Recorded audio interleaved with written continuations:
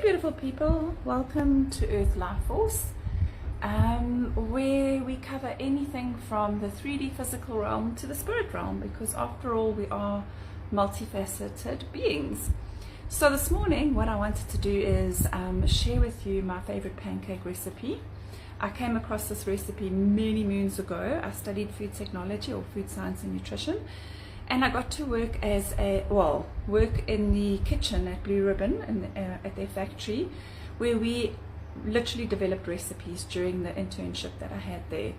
Upon leaving, they gave us one of their books. I wasn't part of these recipe development side of things, but the pancake recipe, in fact all the recipes in here, because they were tried and tested using Blue Ribbon flour, they literally are phenomenal. So this is the little book I got given when I left.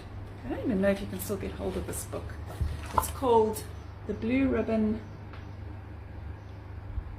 Book of Beautiful Baking, and then on page 2 is the pancake recipe.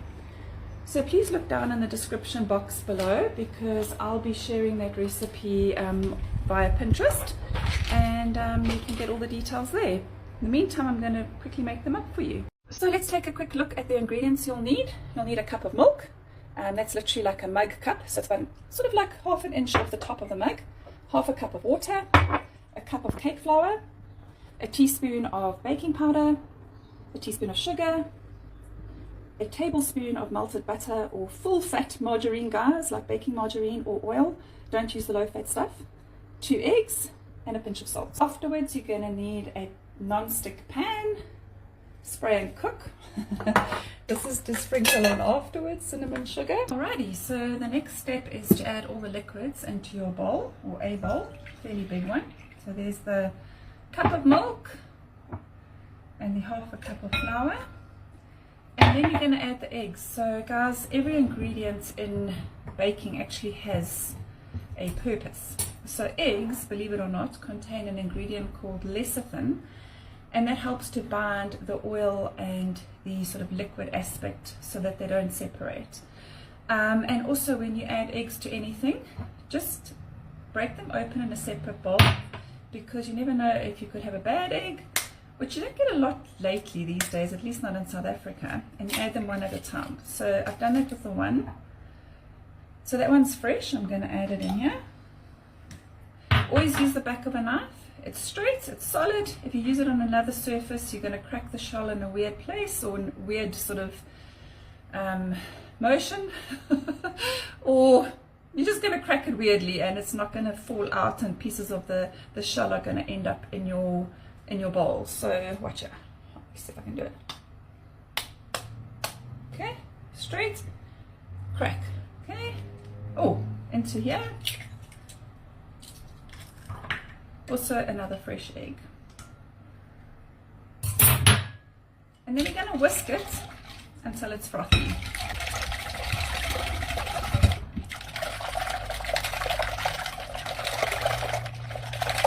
It's too long, it's pancakes, it's fun. We're also going to add baking powder, so that will also add to the air aspect that you're going to get into the mix. Alright ladies and gents, the next step is to add in all your sifted dry ingredients to your mixture and beat until smooth. Just a trick with a pinch of salt. Those of you that have these kind of salt dispensers, you can actually dispense the salt, or kind of do its thing while the lid's still on. Take the lid off, and voila, you've got your pinch of salt.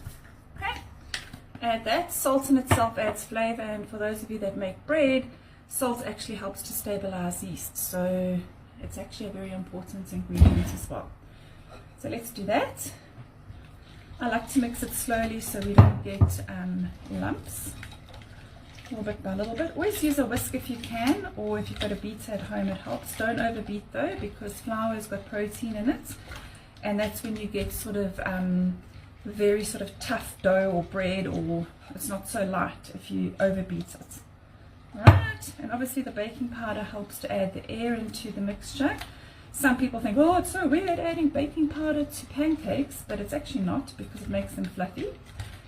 In fact, I had 6 kids for my son's 15th birthday party, and I made them pancakes for breakfast the next morning because they slept over.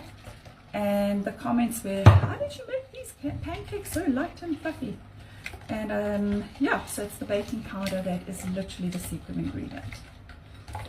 Right, so keep mixing until it's smooth. And the other thing eggs do rather, by the way, is obviously they bind they create a protein matrix. So when you heat them up with the milk, the flour, which is also obviously part of the main sort of structure of the pancake or cakes or whatever you're making. And don't forget the melted margarine, make sure it's cool, add that as well. Obviously the eggs are going to help, the less of them in the eggs are going to help emulsify the mixture so that the oil's not sitting separately from the liquid. There you go. Beautiful pancake mix that is ready to literally go into the pan. What I normally do is I will pop it into a jug to pour it into the pan while we're cooking, because it just makes less mess and it's easier to measure out. Okay, so I poured in the first pancake. As you can see, the baking powder is making it rise beautifully, guys. You can just go around the edges to check that it's gonna lift. And in fact, when it is ready to lift, we can give it a bit of a flip, which will be round about now. Bearing in mind that this is literally the first pancake, and usually the first pancake is the mess up, right? Well, if you're going to flip like that, yes. Depending on the heat of your pan, it's about 30 seconds to a minute, but obviously it gets hotter with time. So this first pancake is just about ready, and I'm going to put it on a plate here. What I do is I immediately add my cinnamon sugar mix, like this. It's quite a lot. My kids love cinnamon sugar, but many people don't, so you can add ice cream, banana and syrup, whatever you like. Okay guys, so we're ready to go with the pancake number 2. Spray the pan far away from the gas, otherwise it ignites. Pour out a little bit of the mixture, just like that. It looks very thin, but watch what happens. It literally puffs up beautifully. Watch this space.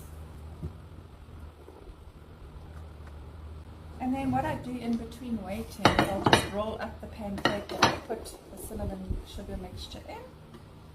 And then we line them up on a plate, wait for them to cool a bit so the humans that want to eat them can eat them.